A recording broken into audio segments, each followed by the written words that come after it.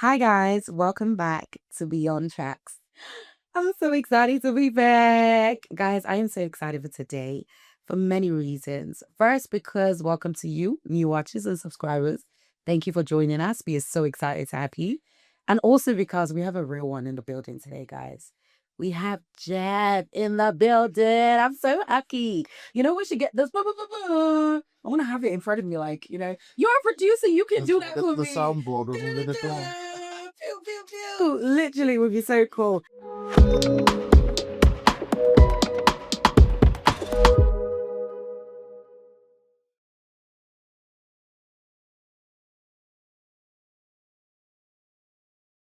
But guys, if you don't know, let me give you a little introduction, okay, about Jeff. I'm excited mainly because I've also like taken time to look through a lot of his stuff, stalked him a little bit as we do because we have to, you know. But let me just give a small intro about him. He's a producer, and he's also a multi-instrumentalist. You play 5 instruments. Uh, Keys, guitar, drums, three, I'd say. Really? I feel like you do more. That's it. Yeah, keys, guitar, drums, percussion. Okay. I don't know. That's it, really. Yeah. But I mean, we also know instruments have like 7 different types, and for me, if you can play the electric and the acoustic, If we want to get counts as technical. two. Counts as two to me. But and also if you don't know, Jav works around neo soul, R&B, and hip hop. And I mean, those are the reigning genres of our time, guys. So let's get into it. I would also like to just preface the fact that Jeff is in his final year of medicine. Can we just take a pause and thank God for his life? He doesn't look it, but if you're watching this, keep him in your prayers, okay? Because I don't know how he does it. I mean, I feel like that should be my first question. How do you do it? Teach us thy ways, because you do so much. It doesn't look like you're doing all these things, but you actually are. Is there an actual balance you've achieved, or? Uh, I would say with like studying something like medicine, of course, like I'm not going to downplay it. It is an intense course. But I think you can always make time for the things that you really enjoy. And for me, it's like if I have downtime, a lot of that time is spent doing music, producing, playing guitar, playing keys. Like I need that outlet to balance it. Okay. Otherwise, just if I was just doing straight medicine, only thinking medicine, Yeah, it would just be it'd too be a lot. much. You'll be Too alone. much, yeah. Okay. Do you know what? That's a great answer. And I think most especially because as someone who does a lot, not in this sense though, I'm not saving lives and playing instruments, I'm not doing that. But Even though like I mean, call it what it is at this point. But like doing a lot, there is that acquired, this is what I love, this is what I enjoy, this is what I want to spend my time with as well. So yeah, well done. So amazing. We'll jump right into it. Okay, so the first question I have for you, you're working in neo soul and the R&B genre is built on a lot of feelings, a lot of self to an extent. I like to use the word self instead of just feelings because it is about how you feel or how you want to make someone else feel, right?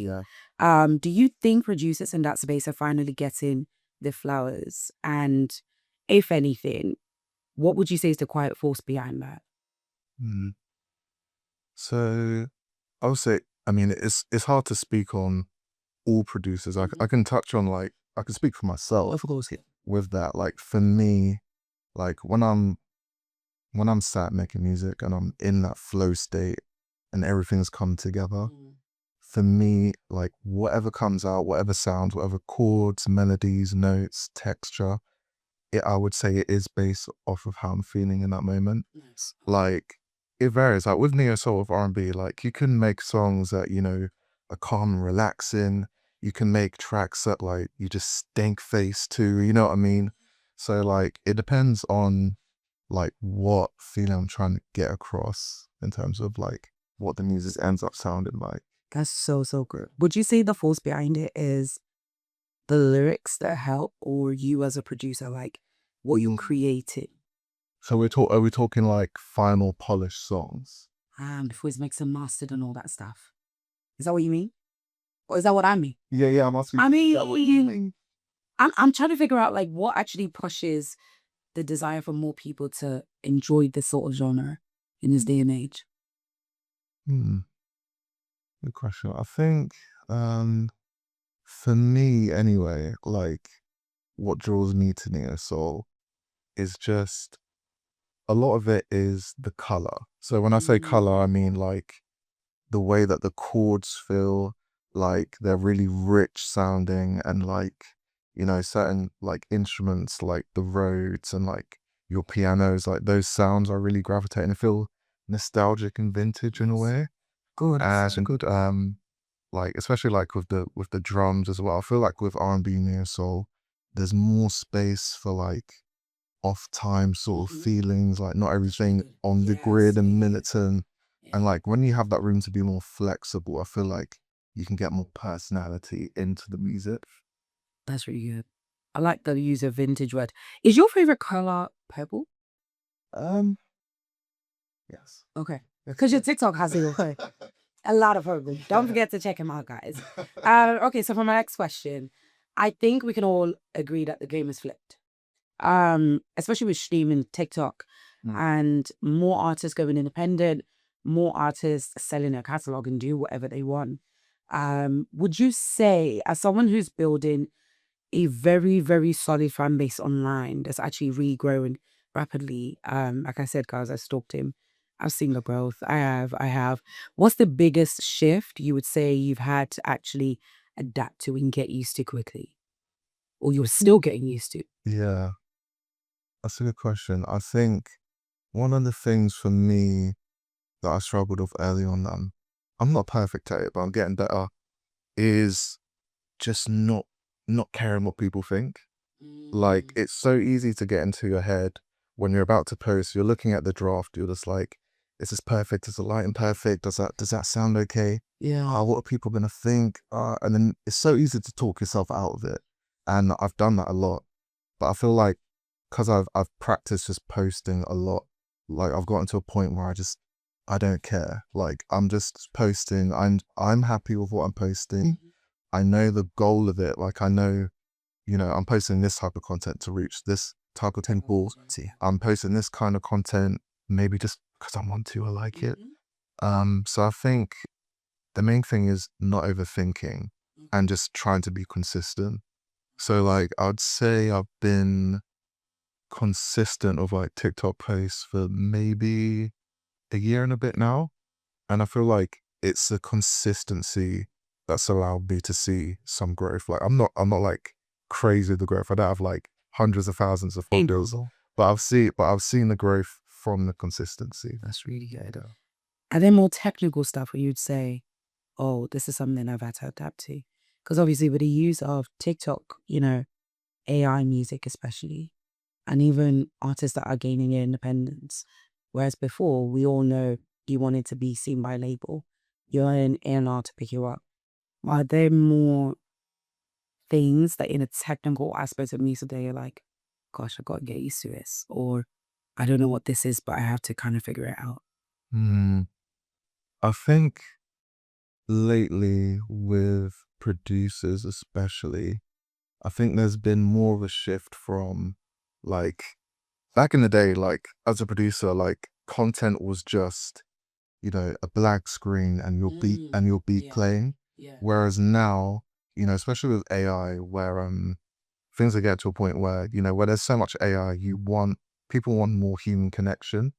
So I think it's important now, like especially if I'm just gonna speak for myself, I feel like it's important to like be showing my face, be showing my personality, showing that, you know, for sure I can make some decent music, but also I'm a real person behind it, because that's where the connection comes in. Like if someone follows you on TikTok and they're just seeing, a screen of your beat playing versus they see you, the producer, making it, you know, hopefully looking like you enjoy what you're doing as well. That's that's gonna pull people in. Yeah. I think. It's an add-on, 1000%. I have to agree. I think as someone who used to love just listening to instrumentals on the YouTube, and then no thanks to AI, it's random people with 6 fingers tapping the board and looking like they're doing what you used to love. It definitely takes away the fun from it. So I like the authenticity of having to put yourself out there more. Yeah. I guess it kind of pushes you. You kind of have no choice.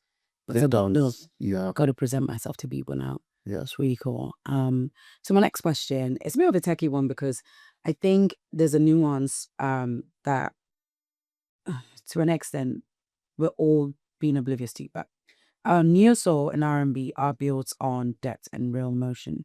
Like we said about feelings and self, a lot about the self. The algorithm doesn't always reward that. And as someone, like I said, who was gone through your TikToks, I can see the ebbs and flow, and I can definitely see the consistency has it, like it breeds growth, no matter what, in anything and everything. Do you think the song still holds its place in today's market, or does it have to shape shift to survive? So adapting to what maybe you want to give the crowd or your audience, or having to give them no matter what. Mm. Because you're not I mean, in all honesty, I think we all do it. Even here at Beyond Tracks, we don't want to always go for what's trending. Which is why we want to go beyond tracks. Um, hey, but we do want to recognize the work we have to put in to actually be visible, to be present, to keep feeding those that want to be fed this sort of information and this sort of content. But as a producer, it must be difficult to aim for the algorithm, but still say authentic, but Yeah. also just give what you have. Yeah. Yeah. Can you speak on that? Yeah, for sure. I mean, it comes down to, it's a thing of, okay, do I just want to put out content to go viral? Because with that, like, let's say, I don't know, let's say there was like a really popular trending dance on TikTok or something, and I'm just sat in my room, I'm like, I want more followers, I want to go viral. Let's say I film that video and it's like a TikTok dance or whatever. It goes viral, gets millions of plays, I get like thousands of followers. Cool, like for my ego, nice, I've got some more followers. But the quality of those followers, are those followers my target audience? That's what matters. So for me, when I'm thinking about, the music that I'm putting out, I'm not thinking, when I'm creating, I'm not thinking I want to make this music so that lots of people like it. What I think is I'm making the music that I like, and I'm going to present it in a way that resonates with people who also like what I like. And that's my target audience. So I think, especially in like neo soul R&B, which is quite niche compared to like genres like pop, country, I think like being individualistic in terms of like your approach and, staying true to yourself is what's gonna bring you what you want more specifically. Like, when I'm posting content, like, if you like this artist, you'll like this song, that kind of thing. I try to reach a specific kind of people, Audience, yeah. specific audience, yeah. Versus if I made more general stuff, like I wouldn't be reaching like other artists and producers. Do you know what I mean? Yeah. Yeah, because the goal for me, like with the production, is to reach producers, mainly artists, to work with. So I'm specifically presenting myself in that way, rather than trying to present to just general consumers of content. Yeah. And I'm guessing this has a lot to do with the genres specifically, like neo soul, R&B, and hip hop to an extent. Yeah. Is it, out of the three, would you say any is like the hardest or easiest or somewhat simple in terms of audience?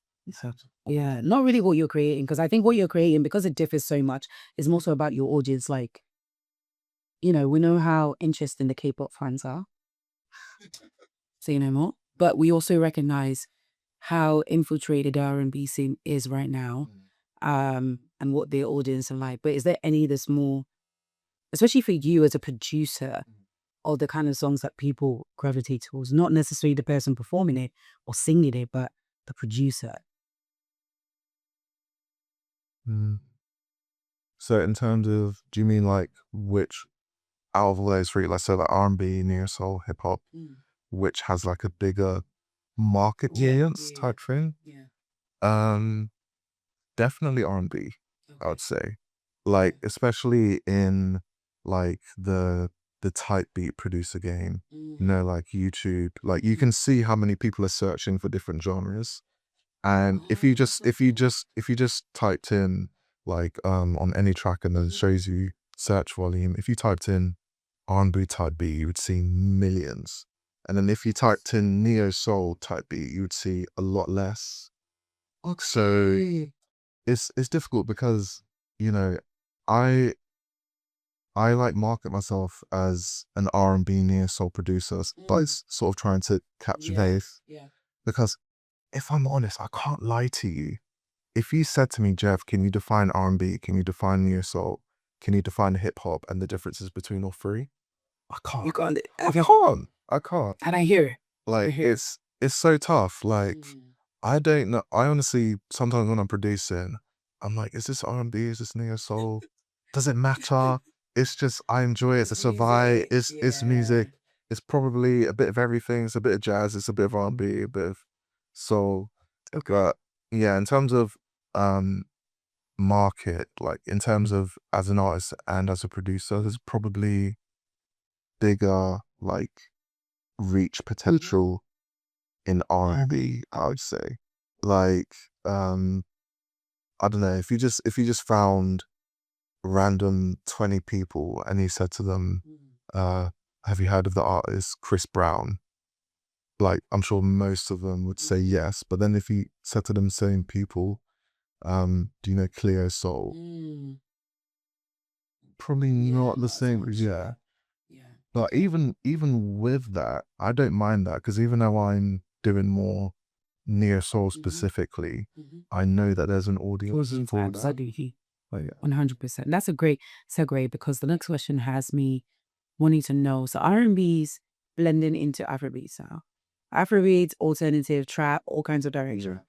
Do you feel as a producer the evolution of erosion of the culture, like it's getting bigger, but it's also taking away from the actual culture because there's more input into what it should look like and sound like. And I'm very biased because obviously I'm an Afrobeat girly. Shout out to the Afrobeat bit. But I also recognize how much R&B has and will need. Like you said, it's the biggest, which is so crazy that you said that before we even had a question. But I recognize how much a lot of us would need to adapt as listeners, as audience, has, you know, people with favorite artists that are Afrobeats into R&B and then seeing them merge together. Um, is that something you feel like you're enjoying along the way, or is there some parts of your production end where it's like, oh, it just takes away from that original, Hmm. you know? So yeah, for me, like it'd be hard. So let's say like if we're talking like yeah, Afro R&B versus R&B, how do we know what's just R&B? At what point does it become Afro R&B? At what point does it become like Latin R&B? Yeah. For me, the way that I view it is like it's just fun to blend genres. Okay. Like, and you can think of it as like blending genres or blending flavors of different cultures. Like I like recently, I like using a lot of like Indian instruments and percussions in some of my production. Oh, So so cool. like, you know, I'll have like some tabla sounds in one beat. I'll have like Chinese string instruments in another beat, Okay. and you know, and just bringing it all together. And it might be like an Afro Latin drum groove, but then you're hearing like Indian percussions and That's like amazing. I think it's just fun to experiment with Absolutely. music from different cultures, Yeah. different places in the world. Yeah. And I don't think blending the different genres means you're like diluting the core or doing a disservice to R&B.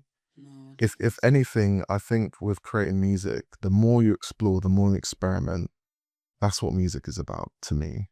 that's really good. Okay. Wow. Do you know, I never thought about it like that, but your production sounds like worldwide. Like it's not just because I never actually regarded the use of other instruments from different countries into production. Because for me, it's always it feels like the same things Yeah. are being used, but that's fantastic. Oh, come to hear new music. I am. Okay, so one of my next question is, because you're a multi-instrumentalist on top of being a producer and a doctor soon, Stop. you know, yeah, that's a different energy, honestly. Like playing instruments, being a producer, I've always separated it, but I also like can recognize how they both work hand in hand. I mean, while talking to Jed this morning, guys, if you don't know, like a couple of hours ago, not this morning, we're in the evening time, whenever you're watching this. He teaches kids drums and their ages different ranges as well. And I think what's interesting for me picking up on that is you must have an ear for like different sound stages. Because obviously you can see sometimes your kids, let's say, grow in like, oh, in the last year, this is what you used to play. But now, like, especially for, I don't play the drums, but I know a little something. But I know, like, with the pedals, there's a certain age they get to where it's like, oh, you can actually hit the pedals better. Like, there's the oomph you want to hear. Yeah. And those type of things. But I want to know, how much does that change the way you connect with artists and even audience when you're in your creative mood? Like, what does that do to you as someone who teaches, produces, and also plays instrument? Does it change when you have to adapt to just producer with an artist? Or do you feel, no, I have so much more I can input, I have so much more I can say? Or, are you like the Timberland? Drop that phone. Okay, stop. Like, is it to that extent, or is it, oh, let's see what you have and then we can pick up on that? Mm. So for me, it depends on how I'm working with the artist. So when it comes to things like beats that I've already made and like beats that are on my beat store that different artists can use, that's different. But when it comes to when I do like custom production work where I'm working with artists one on one, like we're creating together sort of thing, Yeah. it's definitely helpful, I would say, to be able to play the instruments, because there's been like sessions that I've done where like an artist maybe might not know exactly the sound that they want to go for, but because I can try different like progressions, different sounds, like on the fly, it's easier to like make a connection in that way versus like if I couldn't play and I could only use, I don't know, like loops or samples, that's a bit more difficult because it's less flexible in a way, like especially when you're working one on one. So I think, especially like for workflow and speed, like it could be the case where, the artist, even if it's a beat that I've already made and I'm working with the artist and they're singing, trying to come up with lyrics, if they say to me, oh, I just want to hear the guitar, then I can just get my acoustic guitar, just play it on acoustic guitars, and they can write to it that way. So I feel like it, yeah, just offers a lot more flexibility. It's just so good. Wow. Is there like any specific artist that's challenged you? I'm sure there is. You already smiling, ma. Rare. Get into it. But like, not even in just a musical way, but like, oh, I have so much to learn. I have so much I have to then start adapting to Yeah. as a producer. Because I mean, I don't know. I remember the documentary about um what's his name, the JB documentary where he was like, I think, oh, it's a bit of a controversial topic, but when he was creating Yummy, the Yummy video and Yeah. the song in the studio, the producer said nothing. And apparently that was like I think an 8 hours studio session or something. We have to fact check this. Please put it in the description below. Comment if I'm being right. But I just remember that moment because of how much there were comments about the producer saying nothing. He's not doing anything. Like, is he actually being helpful? But whereas I'm sure there are moments where you have to be like there with certain artists, But are those challenges actually effective on your next project? I know this is what I did there. This is what I don't want to do. This is what I might have to do. Does that help sometimes? So do you mean like have I like been in a situation where that's been a challenge that's like pushed my Yeah. production ability type thing and ability to like communicate and move forward.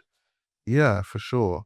Um, like, yeah, there's been situations where, it's the early stages where we're working and we're trying to get a foundation. And like one of the early foundations of any song is nailing a nice chord progression to start with. Okay. And I can remember a scenario where I was working with an artist and they had a few different, You know that, see? I won't name drop. Okay. I won't name drop. I was working with an artist where they had a few different ideas at once for what they wanted. And from my view, I was thinking, okay, that's cool. These are all a bit different and we can sort of only do one. So whilst I was like playing all the different ideas for them, um, it was challenging me because like some of the progressions I was shown as a reference, I thought to myself, can I even actually play that? Because the thing is, like, there's always more to learn. There's always going to be something that pushes you, and I actually enjoy that because for me, my favorite part of like producing and making music is trying new things and then seeing it land and it coming together and be like, oh, that was crazy, that's crazy. Cool. So yeah, in that situation, it was a mix of this is kind of difficult because we're spending a long time getting this down, but at the same time, it's pushing me to, as a producer, as a keyboardist in that moment, to stretch myself and be able to meet like what needs to be done. And, eventually we got to a place where we found the progression that we liked. It was something like outside of my normal comfort zone, But but I was able to get there in the end. And, as difficult as it was, like moving past it and getting there in the end felt really good. that's so good. It's like a reward. Yeah. Love that. Goes on to my next question. Number one, have you ever used AI in creating music? Okay. So yeah, this is good. This is good. This is good. This is good. So I have like in the early days of like I'm not gonna name drop like specific AI companies, but like in terms of, you know, where you can go on a website, type in a prompt and see what kind of instrumental comes out or what kind of vocals come out. I have done that and I've looked at it and I've been like, this is pretty cool. Like this is cool technology. Yeah. This is cool. Like it's producing stuff that sounds cool. But where I stopped was, okay, this is cool for fun. I'm not actually going to use this though.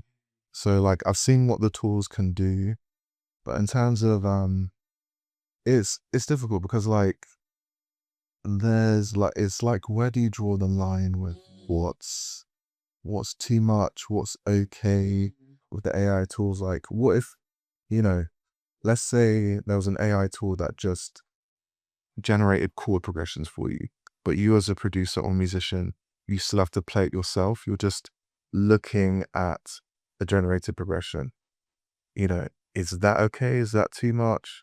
Like if it went further and the AI was making the progression, producing the sound, Then and then, at that point it's like, okay, is the AI now replacing a keyboardist / producer? It's tough. It's not easy to draw the line, but I think for me, my stance is um respect of individual creativity and not stepping on like, for example, like when it comes to like AI artists and stuff, I'll just say straight out, I'm just not on board with it at all.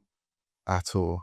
If anything, like sometimes after like when I'm on TikTok and like I see an AI artist, I have to hold myself back from commenting and saying, guys, this is AI. Do not look at this slop. Just move on. Like wanting to report it.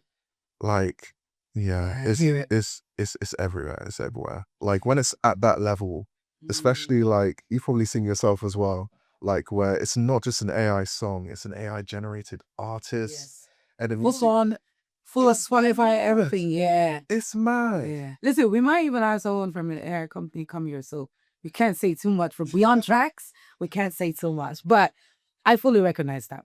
Fully recognize that. Okay, so it goes on to my next question because AI isn't going anywhere.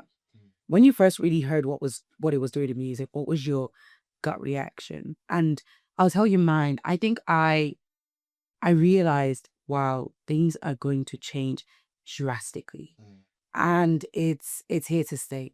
I can't lie. My first ever song, I couldn't believe it was AI. I was trying to convince other people it's not, even though it clearly was. And the owner or the creator or whatever was like, "This is AI." I'm like, "No, it's not. I'm telling you, it's not." Because it was like, how can something this that makes me feel like myself actually has an emotive reaction be something generated from the computer? And I know people say computers or AI in general are people's like it's got gathered information, but still, that's it is not authentic to me personally. But hey, any AI company want to come and chat to us, we don't mind. Thank you very much. But yeah, what was your gut reaction? I can tell you something funny. No, I'm not gonna name drop the AI artist, Oh man. but like there was. So I have a playlist on Spotify of songs where I listen to. Name drop, we'll beat it out. Yeah, we'll beat it out. We'll beat it out. I want to know. So I have, yeah, I'll actually tell you, yeah. So I have a playlist on Spotify of songs that like I basically wish I knew how to produce or give me inspiration to produce. That's so good. Okay. And I'm so annoyed by this. I came across, so I was just casually listening to like Olivia Dean, and then you know how Spotify will just add stuff. Yeah. So one of the songs I added in, like it caught my ear. I was like, oh, this is nice. I like those chords. I like those drums. Those vocals are smooth. This is nice. I'm gonna add this to my playlist. That's inspiring me. Let me check out this artist. And you can always tell. You can always tell. It's mad because I was checking them out. I was like, so they dropped 12 albums in the space of 5 months. Oh, please. Like, let's be so for real. Let's be so for real. Yeah. And then Hey. honestly, it broke my heart a little bit. I can't lie. I was like, I'm a sucker. I've been fanned. I've been fooled. And then to the point of like, I added this to a playlist as inspiration. And then I'm thinking, AI was my inspiration. Oh no, tears. Tears. Oh It's mad. no. It's yeah. I was really disappointed. I Oh, genuinely couldn't believe that I felt a bit inspired by AI. But when you consider that AI is, compiling music from, different sources, Mhm. it's not so much that I was inspired by specifically AI. It's I was inspired by the compilation of Yes. all the Absolutely. music that's Yeah. been gathered to Yeah. create it. So at least that's what I try and tell myself. Absolutely. I tell I'm with myself you. that to feel better, I'm with you. honestly. I'm with you. No, I hear it. I hear it. And I think we're starting to see more of us fall into that conscious awareness of what we listen to Yeah. and how we listen to it as well. Shout out to Spotify and Apple Music if you're coming, but Spotify specifically, because we've seen like beyond tracks especially, there's certain I guess the interface is like always getting better. And it's like they listen to us. They don't want us to be victims of we didn't tell you. It's like, hey, we're letting you know that like I think it's even TikTok does it now. It tells you this is AI generated. Yeah. It does that, which is so helpful. I hate that. And I think hopefully as we get older, I think, you know, we're in the same age range, we're in the same group. Like we can definitely tell. But I just always think of like my kids when I start having when they grow up in my music world, they're gonna see it as, oh wow, you guys didn't have all these tools helping you. You did this by yourself. It's just like our parents now. I'm like, what do you mean you have to always have change for the bus? What do you mean you couldn't just have like always you always have to remember that, including what was going on in the world? Do you know what I mean? It's such a yes, of course we did. Like this was great for us. We had fun. But for them it's like that sounds like work. But I'm hoping anyway for anyone watching as well, give us a comment, if you feel the change of AI or the introduction of AI to music, especially for producers, in the long run, we'll start to see some benefits? Because at the moment, I can't name one benefit. And I'm struggling because I've really tried to look for benefits, but I can't name one. And the only one I can maybe say is it introduces more sounds, if that. But then I'm like, it's because we've not also gone out to look for those sounds. They exist somewhere, So yeah, I'll go on to my next question. But I wanted to know if you had to, this is a very random question, but if you had to play any other instrument in the world, especially because you know about instruments from China and India. Look at this guy over here. What else? What other instrument would you love to play? I've always been between, if I could learn another one, Oh saxophone my or gosh. violin. Oh my gosh, it was right there. Like, I was like, it's gonna say the sax. It's gonna say the sax. I just knew it. Yeah. You look like you should be playing the sax. No, guys, look at him. I wish The I camera's did. pointing to you right now. I wish I Top to did. bottom. You look like you can play the sax. I think this should be like an incentive of Beyond the Tracks. When we invite you back, you should be playing the sax. I'll show you my Okay. progress next time. Oh, let's go. But okay, is that because you like the sound, or is there like more to it, like the beauty of the instrument, or? All of that. I would say, because like I actually grew up in like a musical family, Nice. and one of my uncles plays saxophone, and that was like my introduction to hearing it. And I see him playing saxophone, I'd be like, that's so cool, that's so cool. And the instrument looks cool as well.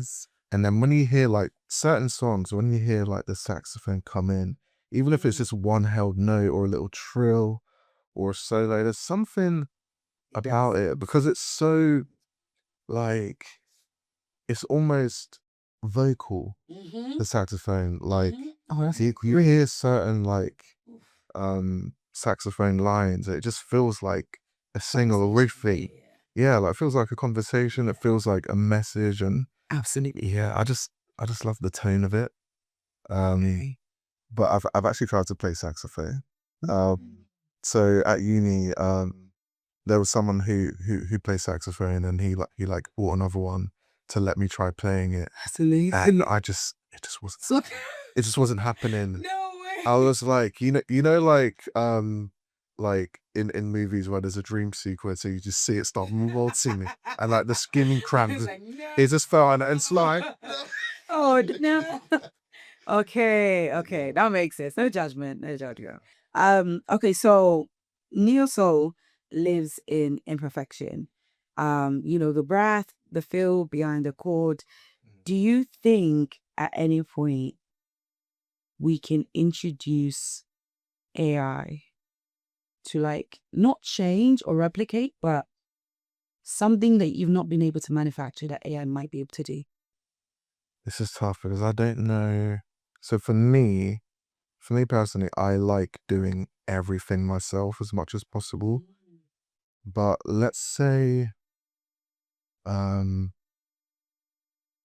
I don't know, let's say there was an AI tool that could, maybe teach someone how to do something. Like let's say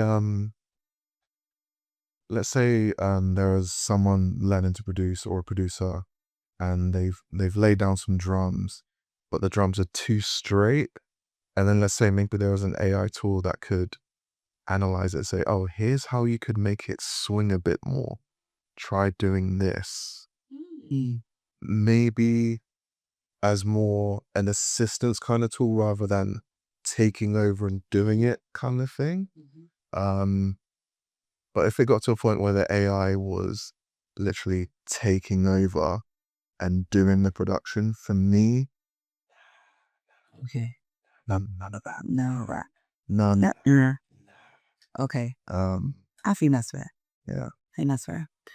Another question. Everyone's dropping right now, right? There's a consistency we're seeing build up online. And I know we mentioned it in the beginning about how you stay consistent. Are there any specifics, any advice, to your listeners, to your fans, and like, hey, this is how I do it, this is how I manage to do it, with everything else you do. And is there Is there a system to it? Is there a playbook to it? Is it just, something that you just adapted to now and it's working for you? I post in a different way on like YouTube versus TikTok versus Yes. Instagram.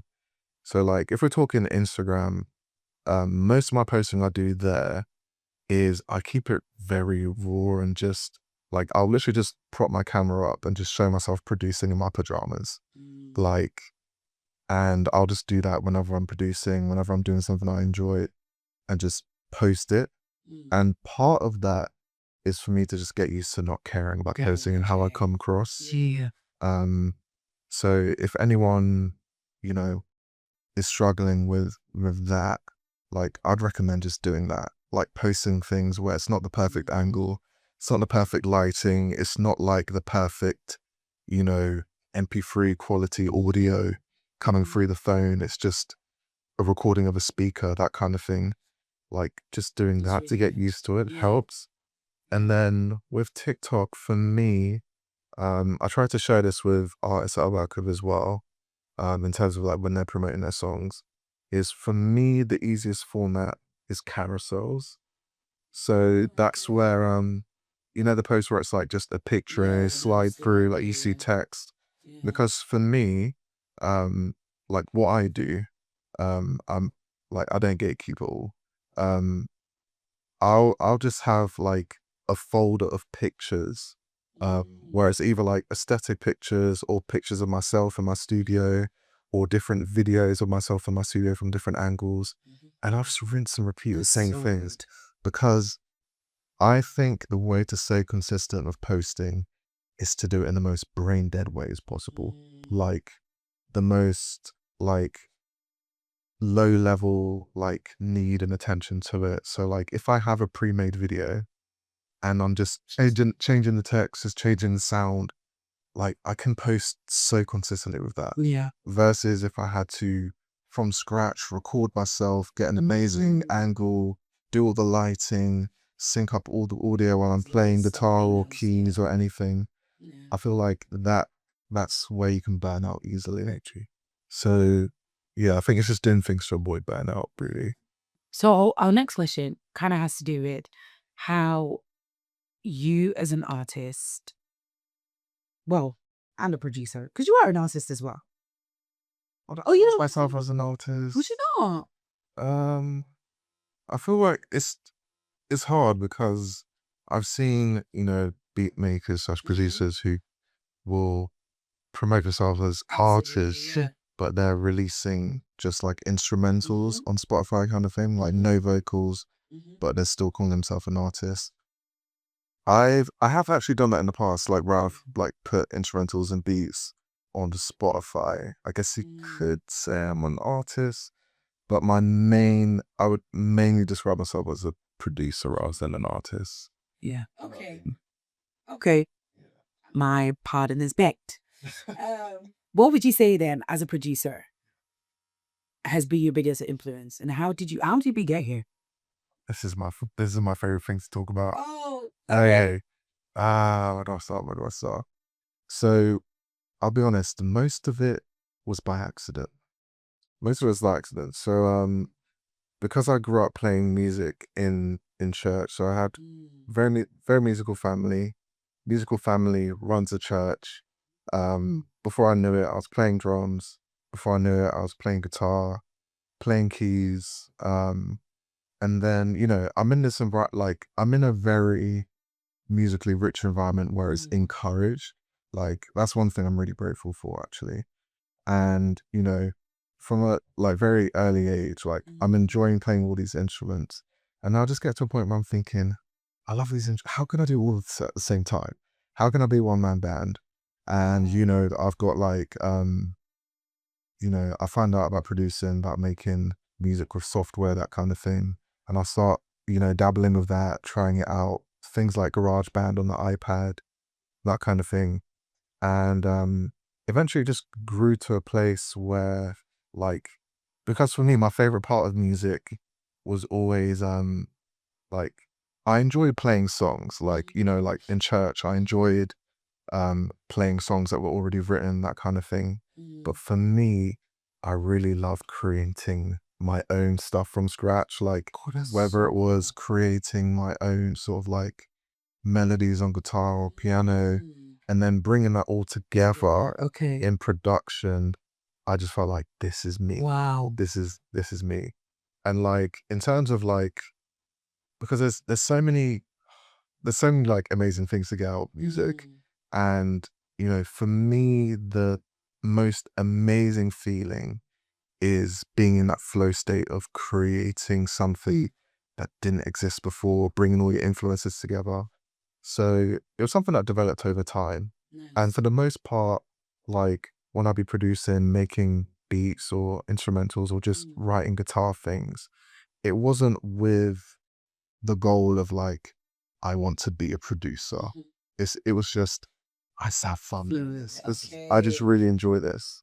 Um, and then it's actually funny that you mentioned like the artist thing before, because before I was like consistently posting, like as a producer, I was flirting with being an artist a little bit. Like I used to, I used to like post like some songs that I've written and stuff. Um, and then, but I wasn't like fully clicking with that. And then I started like posting more of the beats, because I went through a phase where I was trying to like, I don't know, what's the word? I was trying to like figure out what sort of like, I don't know, it's not that deep, but like almost like my musical identity in a way. Like, do I want to be an artist? Do I want to be a producer? Do I just want to be a musician? Because I was going through a phase where I was like, let me just be a guitarist, or let me just show myself as a drummer. But out of all the things that I do, I'm not trying to boast, but like out of all of those things, producing is what I enjoy the most. So I started to go down that lane. And then I was doing that more like showing beats and stuff on TikTok. And then one day, an artist like comments on one of my TikToks like, yo, do you sell beats? Can I get this? And I thought to myself, what? I can, there's such thing as Selling what I make, I can make money. What? I was But like, even just not thinking about what do you money, mean? but like the And actualization of someone can actually enjoy this. yeah, like So cool. I was like shocked. I was like, someone can enjoy this to the point where they want to buy it. What? And then I thought to myself, all I'm doing is what I love doing most anyway. Like, so let me lean into this. So I leaned into it, did it more, and things just took off from there. That's fantastic. Who's been your biggest influence with producing like right now? Or biggest influence on top 3 producers? Biggest influence in terms of like my current sound. I'd say there's a producer who like he's on YouTube and he does like Twitch streams and stuff, and like he shows a lot of his behind the scene process and like his workflow and everything. There's a guy called Kalen Ellis, and he's definitely one of my biggest influences, because he's one of the first producers that I'd seen not only show the art, but the behind the scenes and the enjoying it and just being goofy and wild with it. And that's how I feel when I'm making music. So it kind of inspired me to, you know, show more of my personality, you know, implement like some of the stuff that he was showing in terms of like workflow, into my own production. So that's one. Who else? Another producer. Um, there's like a YouTube producer. He like makes type beats, a guy called Yogic Beats. And he's just a monster of a producer. Like so insane. I listen to his stuff and I just think, man, there's levels to this. There's levels. And like I do this a lot with like producers that I come across. I like listening to their stuff and thinking, you know, oh, what kind of techniques are they using? What can I incorporate in my Sazzy? How can I do similar thing, like whilst having my own unique sound as well? Um, He's another producer that's been, uh, this producer actually, he's not like a neo soul R&B producer. He's more lo-fi. A guy called Xander. Because this is another thing as well. Like before I got into neo soul R&B, I was actually producing a lot of like lo-fi beats and stuff as well. And there is a bit of carryover because you can do like lo-fi R&B, lo-fi Yeah. so Yeah. it kind of blurs. Blend. Yeah. And so I'd hear a lot of his stuff and just be inspired by like the composition, the arrangement styles, like the transitions and everything. So yeah, I mean, there's so many producers that I look up to and who inspire me. Um, but I would say one of the main inspirations for me in terms of like this neo soul thing is for me. I want to do that. That's crazy. I want to do that. There's an artist called Amaria, and I think I came across her music like 3 or 4 years ago, and there was one song I heard where I heard the drums come in, and I thought to myself, "This is insane. I want to make music like this," and that was probably one of my main like drivers towards making neo soul, like blending the feeling of, like beautiful atmospheric harmony and chords and textures with drums that just slap and break your eardrums. Like, I just love that combination. Um, So yeah, the next question, I guess, would then be for someone like Amara. I think you said yeah. is she an independent artist or I think she's independent. Yeah. okay? How do you deal with independent artist and monetization, or artists that are within labels? But when it comes to splits, when it comes to because funny enough, I just saw it today. Yeah. So shout out to Jacob Bands. He released an album called Limerick. And in the album, I'd never noticed. I think this is a new Spotify thing. Again, Spotify will shout you out. Sponsor us.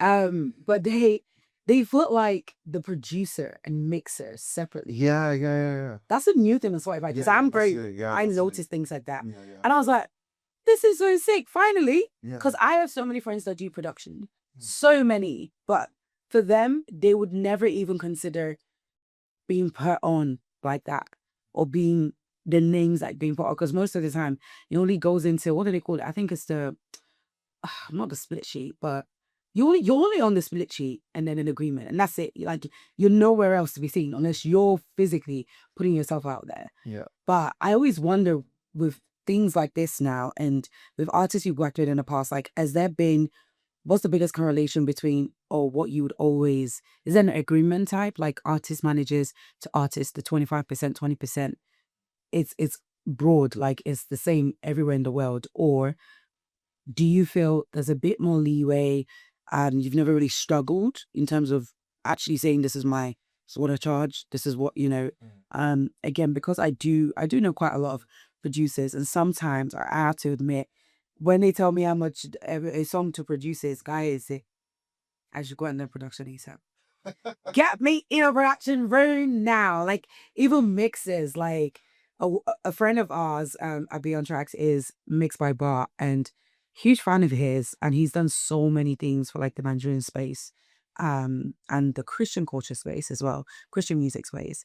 And I always imagine for someone like him, whenever he tells me, like whenever an artist is like, I want to work with him, I'm like, you can't afford him. I know you can't. Let's not play games. I'll find you someone else that I think you can, you can afford, but maybe not just as good. Because I know there's also a ranking. I'm very aware of that. It's the same with like vocal ranges of BVs, and there's a lot of like interfaces with music. But overall, when it comes to money and you producing for independent artists or labels, what's been the pros and cons? Mm. So there's a lot to get into there. So like I could touch on, you know, things like how I set my prices, like what splits do I do? Do I ever just do collabs without an upfront theme, just splits, or do I ever just do stuff completely free? Um, I'll start with the way that because at the end of the day, like I do love making music and the production, but when it comes to work with artists, this is a business. This is a business.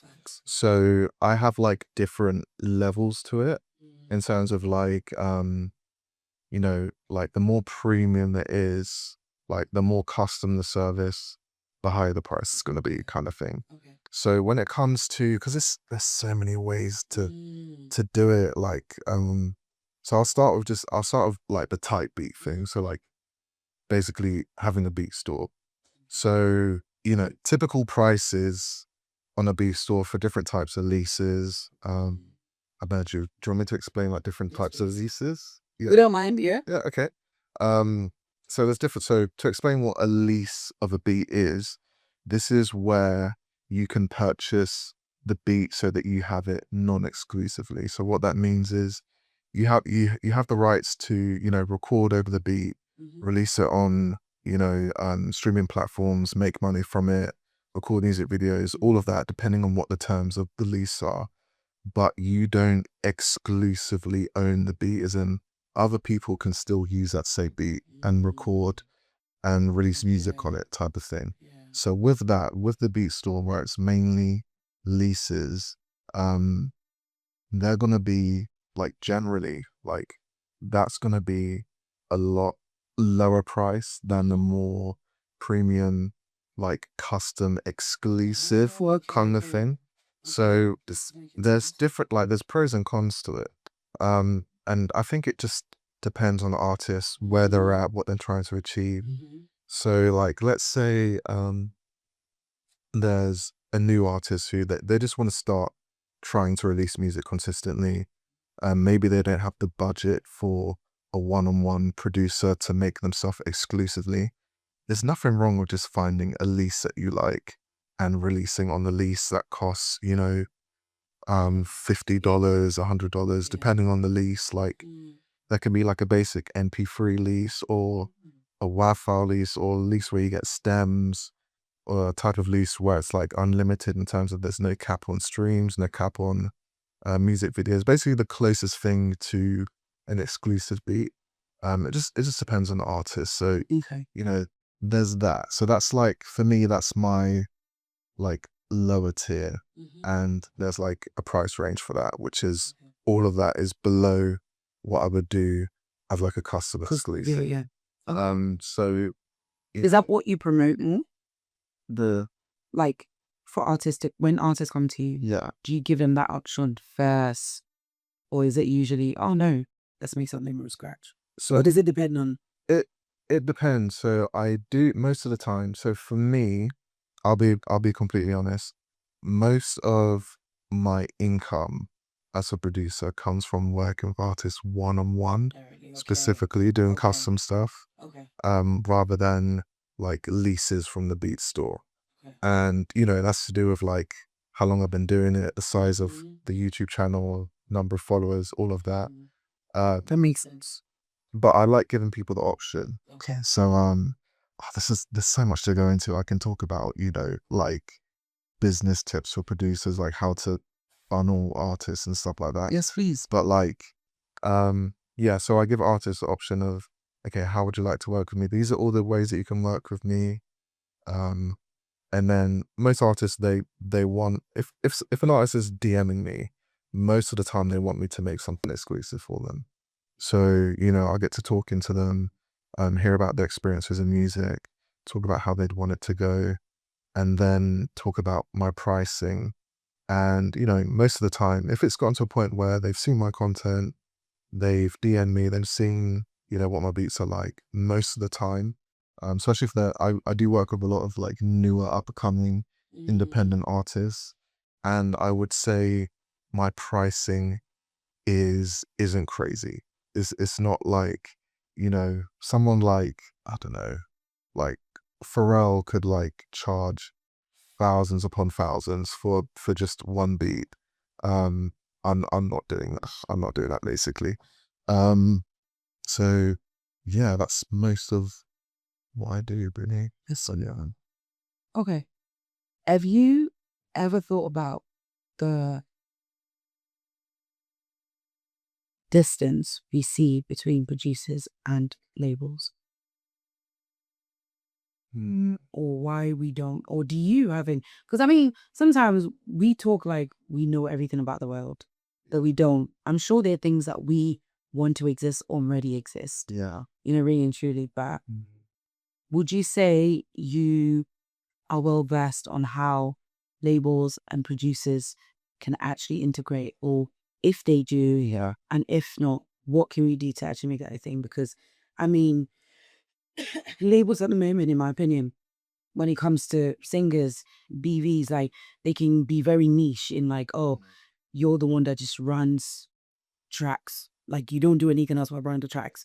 Or, you're the producer, but you're just the mix and master of this album and that's it. Like we've hired you just for that, which is always a great thing. But as a producer in your entirety, would you want to see more labels working with producers? Do you see it already? Um, has there been in the past? I mean, most of the producers I know, Timbaland, DJ Khaled, they own their stuff. Yeah. They own the label. They are the label. Yeah. They're the sound. So I'm like, Yeah. never see that. Hmm. So yeah, that's something to get into as well, because like in the producer space, I think things like in the producer space, they call it like placements, where one of your beats is used by one of these top artists who's signed to a label. I think that I personally think it's overhyped and glorified too much, because for me, like if you're trying to grow a business, I think, I don't know, there's different ways to think about it. Like if you want to be a producer who's signed specifically to a label and you essentially work for that label and you're getting paid a salary, basically, that kind of thing, um, you know, that's cool. Like, when it comes to like producing and stuff, it's not one of those things where it's like, yeah, this is a stable career you can come into, where there's like jobs at places you can work. But for me, I honestly just enjoy being my own boss. Like I enjoy running the business myself, being in charge of all of it. And then, even if a label reached out to me and they were like, "Oh, we want you to be our in-house producer, and we're gonna pay this amount, you're gonna do this work," that's cool. But I want to make what I want to make, and have creative control over what I do. So And it can the be artists that I limiting. work with, It can be limiting to I attach yourself to a label. I Makes sense. I think so. As far as what I know, Mm. um, I think so. Honestly, I don't know enough about how it works to be able to give a concrete answer of like, you know, don't do label stuff or do label stuff.